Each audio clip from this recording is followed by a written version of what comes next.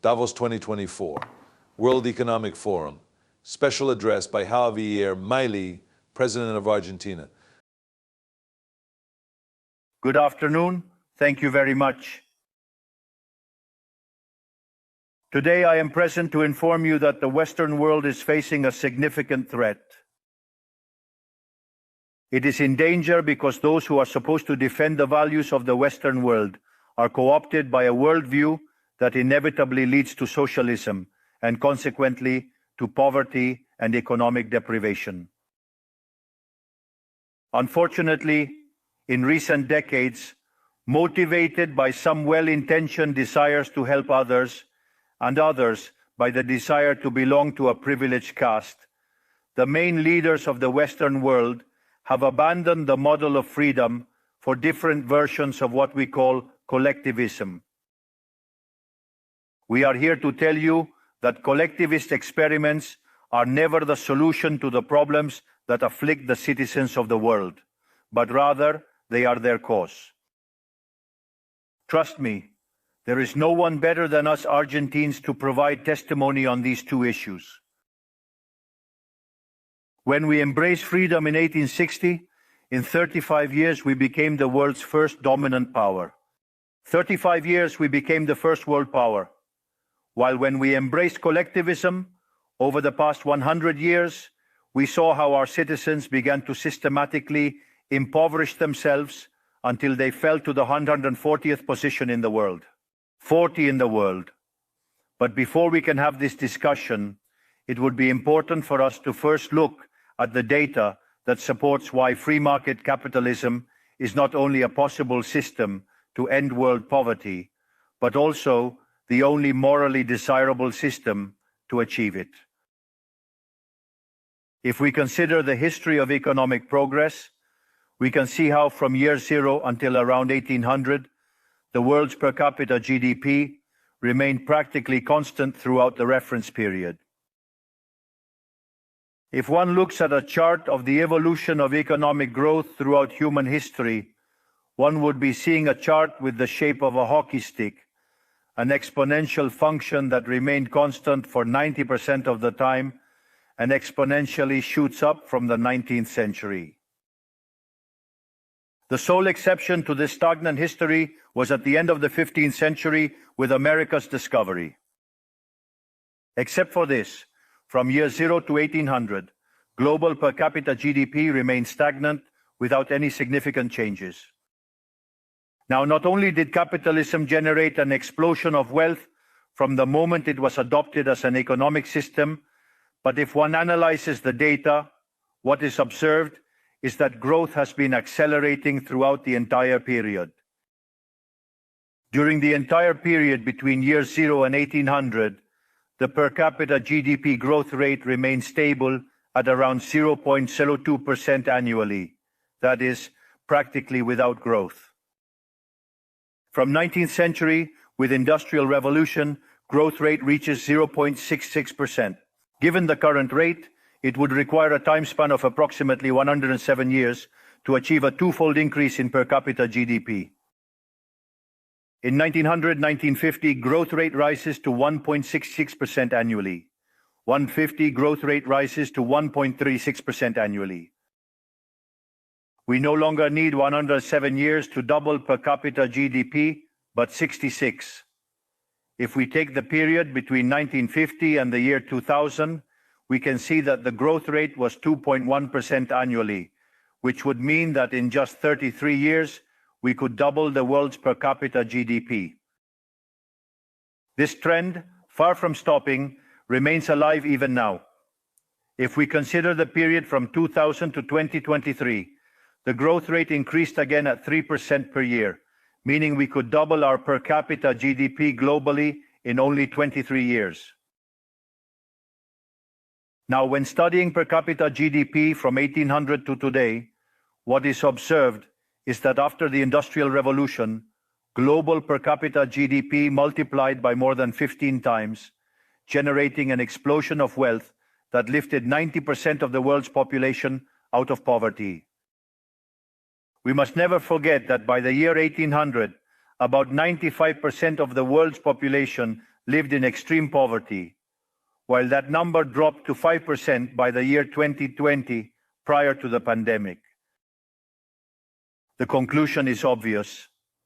Far from being the cause of our problems, free market capitalism as an economic system is the only tool we have to end hunger, poverty, and destitution throughout the planet.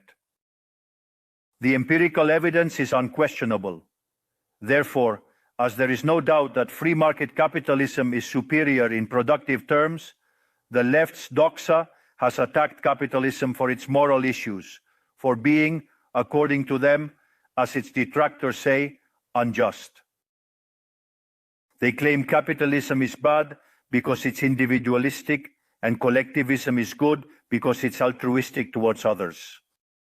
And thus they strive for social justice. But this concept that has become trendy in the developed world recently, in my country, it has been a constant in political discourse for over 80 years. The issue is that social justice is unfair and doesn't contribute to general well-being. On the contrary, it's an inherently unfair idea because it's violent. It's unfair because the state is financed through taxes, and taxes are collected coercively. Or can any of us confidently say that they pay taxes of their own free will? This implies that the state is funded through coercion, and that the higher the tax burden, the greater the coercion, leading to a reduction in freedom. Those who promote social justice start from the idea that the economy as a whole is a cake that can be distributed in a different way. But that cake is not given. It is wealth that is generated in what, for example, Israel Kirzner calls a market discovery process. If the good or service that a company offers is not desired, that company goes bankrupt unless it adapts to what the market is demanding. Create a high-quality product at a good price or attractive, succeed and produce more, so the market is a process of discovery where the capitalist finds the right direction on the go. But if the state punishes the capitalist for success and blocks him in this process, it destroys his incentives, and the consequences are that he will produce less and the cake will be smaller, generating harm to society. Collectivism, by inhibiting discovery and hindering appropriation, ties the entrepreneur's hands, preventing him from producing better goods and offering better services at a better price. How can it be then that from academia, international orgs, politics, and econ theory, an econ system is demonized that not only has lifted 90% of the world's pop out of extreme poverty, and does so increasingly faster, but is also fair and morally superior? Thanks to capitalism, the world is currently in its best moment. There has never been a moment in history with greater prosperity than the one we live in today. Today's world is freer, richer, more peaceful, and more prosperous than ever before. This is true for everyone, but particularly for those countries that are free, where they respect economic freedom and individual property rights. Because free countries are 12 times richer than repressed ones. Saying goes that in countries with freedom, people live better than 90% of population in repressed countries. It has 25 times fewer poor people in the standard format and 50 times fewer in the extreme format. And if that weren't enough, citizens of free countries live 25% longer than citizens of repressed countries. Now, in order to understand what we come to defend, it is important to define what we mean when we talk about libertarianism. To define it, I take up the words of the greatest proponent of the ideas of freedom in Argentina, Professor Alberto Venegas Lynch, who says that libertarianism is the unrestricted respect for the life project of others, based on the principle of non-aggression, and in defense of the right to life, liberty, and property, whose fundamental institutions are private property, free markets without state intervention, free competition, division of labor, and social cooperation, where one can only be successful by serving others with goods of better quality at a better price. In other words, the capitalist, the successful entrepreneur, is a social benefactor who contributes to the well-being of society as a whole. In short, a successful entrepreneur is a hero. This is the model that we are proposing for the future of Argentina, a model based on the fundamental principles of libertarianism, the defense of life, freedom, and property.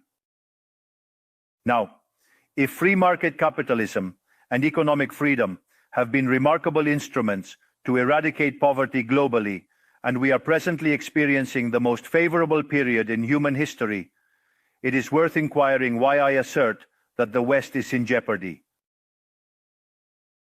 I argue that the West is endangered as in countries defending free market, private property, and other institutions of libertarianism, sectors of the political and economic establishment, due to errors in their theoretical framework and ambition for power, undermine libertarianism, opening doors to socialism and potentially condemning us to poverty, misery, and stagnation. Because it should never be observed that socialism is always and everywhere impoverishing, failed in all countries where attempted. It was a failure economically, it was a failure socially, it was a failure culturally, and it also killed more than 100 million human beings. The main problem of the West today is that we not only have to confront those who, even after the fall of the wall and overwhelming evidence, continue to advocate for impoverishing socialism, but also our own leaders, thinkers, and academics who, sheltered in a misguided framework, undermine the foundations of the system that has given us the greatest wealth and prosperity in our history. The theoretical framework I am referring to is neoclassical economic theory, which designs an instrument unintentionally functional to the intrusion of the state, socialism, and the degradation of society. The issue with neoclassicals is that since the model they fell in love with doesn't match reality, they attribute the error to the supposed market failure instead of revising the premises of their model. On the text about a supposed market failure, regulations are introduced that only generate distortions in the price system that hinder economic calculation and consequently savings, investment, and growth. This problem essentially lies in the fact that not even supposedly libertarian economists understand what the market is, since if it were understood, it would quickly be seen that it is impossible for there to be such a thing as a market failure. The market is not just a graphical description of a supply curve and a demand curve on a graph. The market is a mechanism of social cooperation where property rights are voluntarily exchanged. Thus, considering this definition, discussing market failure is a contradiction in terms. There is no market failure. If transactions are voluntary, the only situation in which there can be a market failure is if there is coercion present. And the only one with the ability to coerce in a generalized manner is the state that possesses the monopoly of violence. Consequently, if someone considers that there is a market failure, I would recommend that they check if there is state intervention in the middle. If no state intervention found, suggest reanalyzing, as it is definitely wrong. Market failures do not exist. An example of the alleged market failures described by neoclassicals are concentrated structures in the economy. However, without functions that demonstrate increasing returns to scale, whose counterpart are the concentrated structures of the economy, we would be unable to explain the phenomenon of economic growth from 1800 to the present day. Look how interesting. Commencing from the year 1800 and extending onwards, with the population experiencing a multiplication of more than 8 or 9 times, the per capita income underwent a growth of more than 15 times in magnitude. To clarify, there are more returns. This caused poverty to drop from 95% to 5%. However, the presence of increasing yields implies the existence of concentrated structures, which would be referred to as, for example, a monopoly in the market economy. How can it be that something that has generated so much well-being, according to neoclassical theory, that is considered a market failure? Neoclassical economists think outside the box. When the model fails, don't get angry with reality. Get angry with the model and change it. The dilemma for the neoclassical model is that they aim to enhance market functioning by targeting perceived failures. By doing so, they not only open doors to socialism, but also undermine economic growth. For instance, implementing regulations on monopolies, dismantling their profits, and obliterating increasing returns would inevitably annihilate economic growth. In other words, each time you want to correct a presumed market failure, inevitably, due to not knowing the market or because you have become attached to a failed model, you are opening doors to socialism and condemning people to poverty.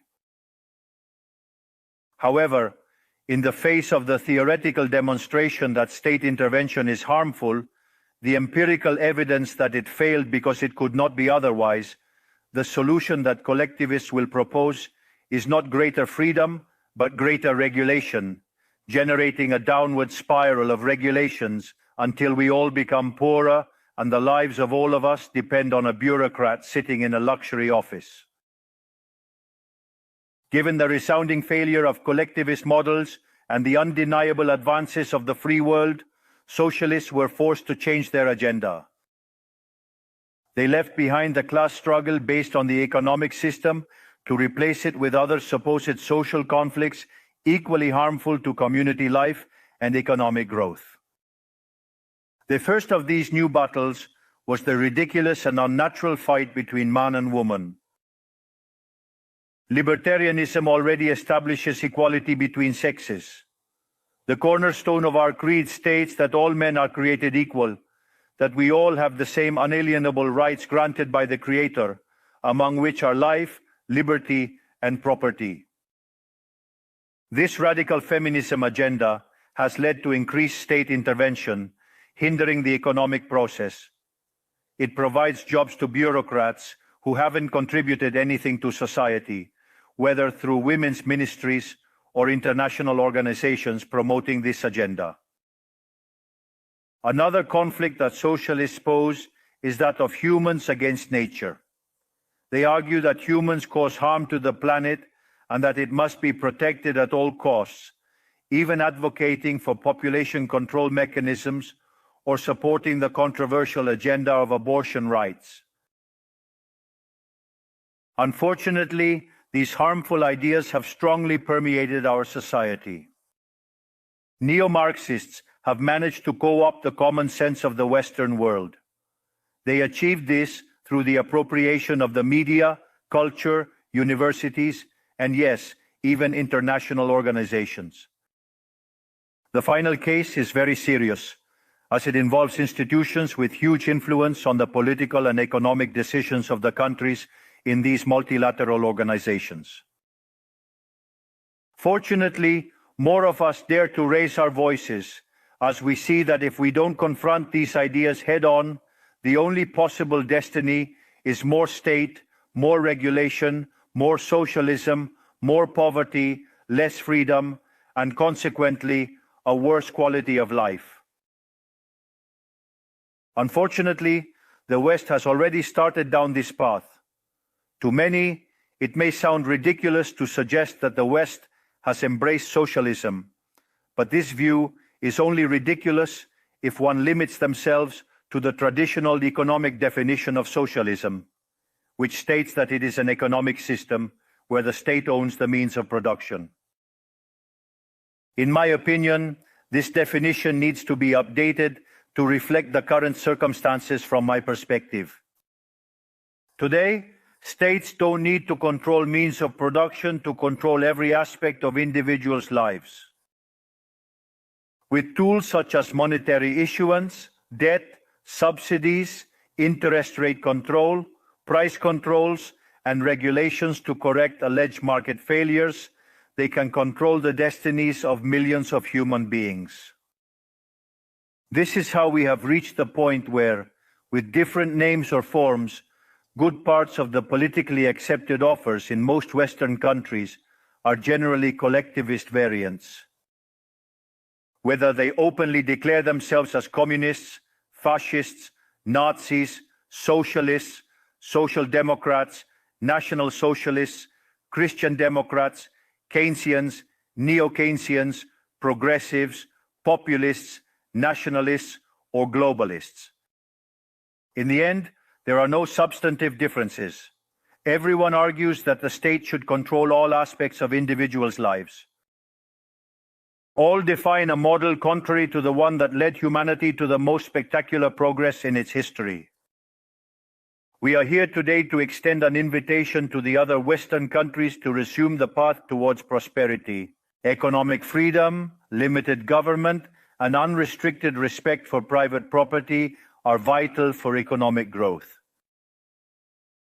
The impoverishment that collectivism produces is not a fantasy, nor is it fatalism. It is a reality that Argentinians have known very well for at least 100 years. Because we have already experienced it, we have already gone through this. Because, as I said before, since we decided to abandon the model of freedom that had made us rich, we are trapped in a downward spiral where we are getting poorer every day. We have already experienced it ourselves, and we are here to warn you about what can happen if Western countries, who became rich with the model of freedom, continue on this path of servitude.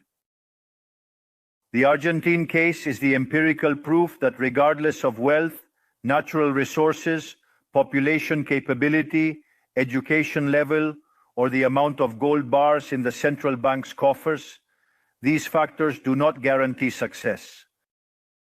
If measures are adopted that hinder the free functioning of markets, free competition, free price systems, if trade is hindered, if private property is attacked, the only possible destination is poverty. To summarize, I want to convey a message to all entrepreneurs present and those who are not, but are following us from around the globe, whether they're here or not physically. Don't be intimidated by the political caste or the parasites who live off the state. Don't yield to a political class that only wants to prolong its power and preserve its privileges. You are social benefactors. You are heroes. You are the creators of the most extraordinary era of prosperity we have ever experienced. Don't let anyone say ambition is immoral. If you earn money, it's because you provide a superior product, better price, contributing to well-being. Do not yield to the advance of the state. The state is not the solution. The state is the problem itself. You are the true protagonists of this story, and know that from today, you have Argentina as an unconditional ally. Thank you very much, and long life freedom, damn it.